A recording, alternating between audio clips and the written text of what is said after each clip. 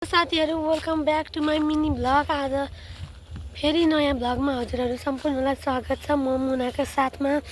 अनि हजुरहरु सन्चै आरामै हुनुहुन्छ होला। म चाहिँ भर्खर चटपटे खाएर आएको, त्यही भएर मुखमा लागेको छ। कहाँ चढ्यो हौ तिमीहरु?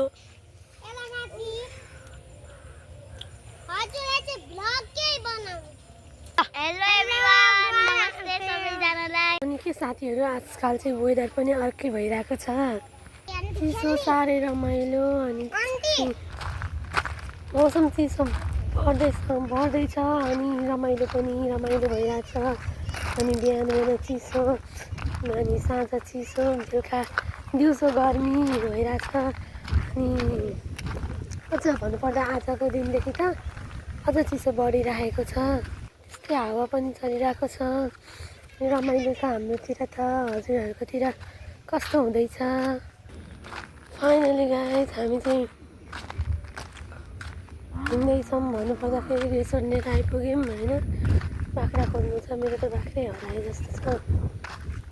होइन क्या हो, यहीँ रहेछ। साथीहरू हामी बजारतिर जान लागेछौँ।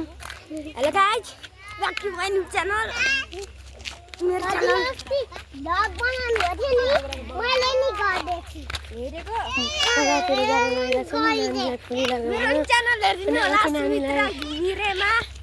नानीलाई जुत्ता लगाउनलाई। Hello hello hello guys, hello hello hello hello hello guys. यहाँ चाहिँ मेरो आन्टीको छोरी हो, यहाँ चाहिँ मेरो मम्मी हो, अनि यहाँ चाहिँ मेरो भाइ हो, अनि यहाँ चाहिँ मामा हो। एउटा नानीलाई चाहिँ ठुली छोरीलाई चाहिँ फुली लगाइदिन जानु लागेको। सानो छोरीको चाहिँ स्कुलको जुत्ता छैन रे, अनि किनिदिन जानु लागेको साथीहरू। ओ छुट्यो चाहिँ मेरो भाइ हो। फुली लाउने भनेको त पसल नै बन्द भएछ। मेरो कपाल चाहिँ भर्खरै झरेर आउनु सुरु भएको छ, त्यही भएर यस्तो देखिरहेको छ। त्यही पनि माइन्ड नगरी हेरिदिनु होला। र साथीहरू अब हामी घरनिर पनि आइसक्यौँ। आजलाई यति नै।